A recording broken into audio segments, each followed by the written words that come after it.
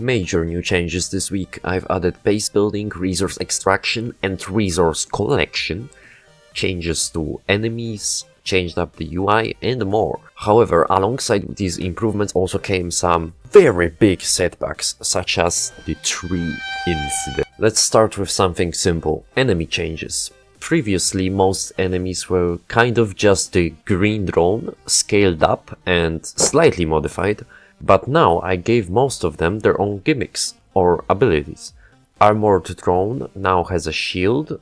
I also made it bigger since it was kind of like shooting rats before. Enforcer variants now have destructible armor that falls off piece by piece, kind of like in Doom Eternal, but bad. Arachna can now jump.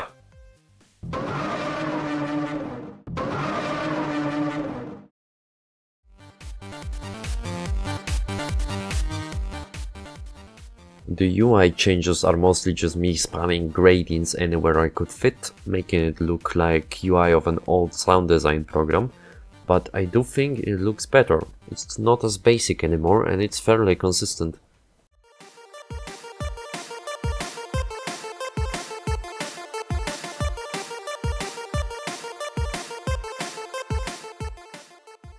Resources and base building is probably the biggest change I have done in a while. There is now 9 blocks fully dedicated to it. The drill and saw blade for harvesting, storage for storing, assembler for assembling, collector for collecting, and pipes for piping.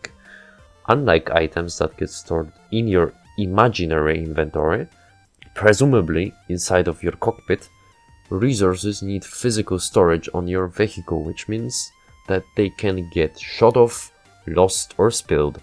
Additionally, to collect them you need a dedicated block that is connected to your storage with pipes. The storages actually get physically filled up and you can see it thanks to the block being completely open. Then once you have the resources you need, you can replace the collector with the assembler and start building your base. Now base building works almost exactly the same as building your vehicle, with the main difference being that your movement depends on what vehicle you're using to build. If you're using a regular car, it's going to be tough to build things that are very tall, as you need to build a ramp every time. Alternatively, you can use a helicopter, that way building goes way faster. However, the lack of stability can get annoying for more precise tasks. Another major difference is that there are multiple grid modes, while the smallest grid on which you can build is exactly the same as when building your car, that is 1 meter. This isn't very fast as most bases are going to be pretty big. That's why some big blocks allow you to build on a 5 meter or even 10 meter grid. Overall, this system may not be the fastest one or the most precise one. However, I do believe it still gives you plenty flexibility while not being too tedious.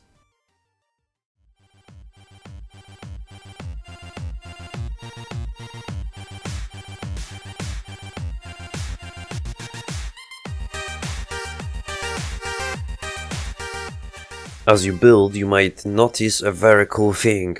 The grass disappears as you build something on the ground. A very exciting feature that took me approximately 5 hours to figure out how to get it to work. To make it delete the grass was really easy, just had to search up the docs and borrow some code. However, the grass reappearing was what took me most of the time.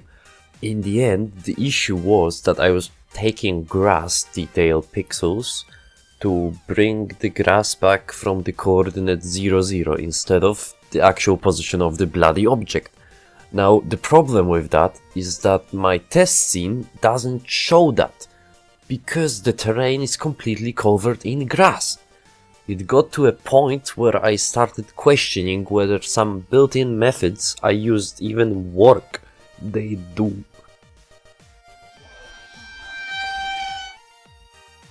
So essentially what happened is that I deleted every single tree in my game. One thing you need to know about Unity's terrain is that unlike everything else in Unity, changes done to it at runtime do in fact get saved.